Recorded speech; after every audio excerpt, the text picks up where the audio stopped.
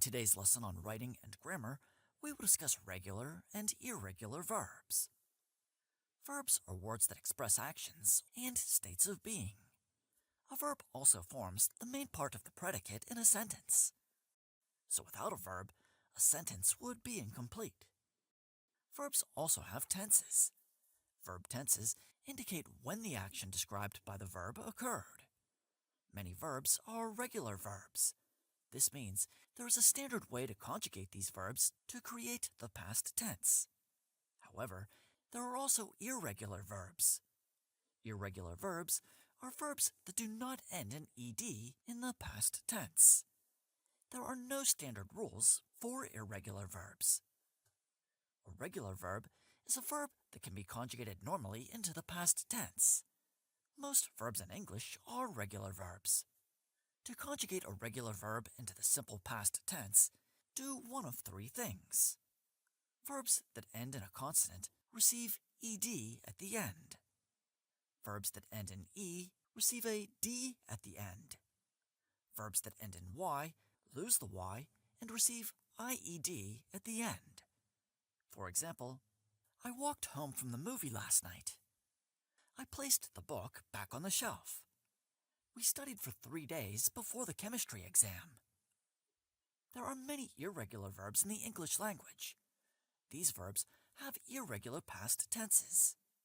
Because there are no standard rules, each irregular verb and its past tense must be memorized.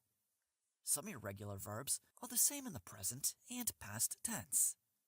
These include words like cut, put, spread, and let. For example, I cut through my neighbor's yard to get to school. I cut out of choir practice early yesterday.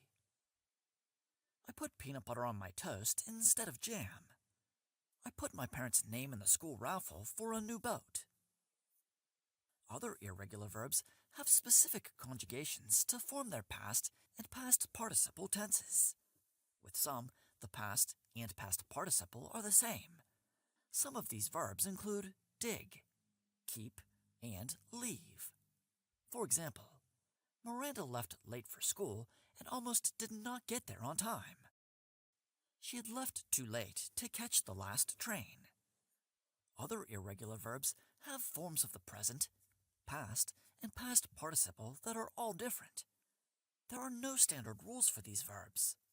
Some of these include swim, bring, sing, to be, begin, bite, choose, forgive, go, and many others. For example, I choose to study in my room because it is quieter. I chose to audition for choir instead of band. I have chosen to sing a song from Beauty and the Beast for my audition. We sing at church each Sunday. We sang at my sister's wedding last fall. We have sung at many weddings in the past. So, in summary, verbs are words that express actions and states of being. Verbs can be in the past, present, or future tense. Regular verbs end in ed, d, or ied in the past tense. Irregular verbs do not end in ed in the past tense. Irregular verbs do not follow any standard rules. So these irregular verbs must be memorized. Some verbs, like put, remain the same in the present, past, and past participle tenses. Some verbs, like leave, are the same in the past and past participle.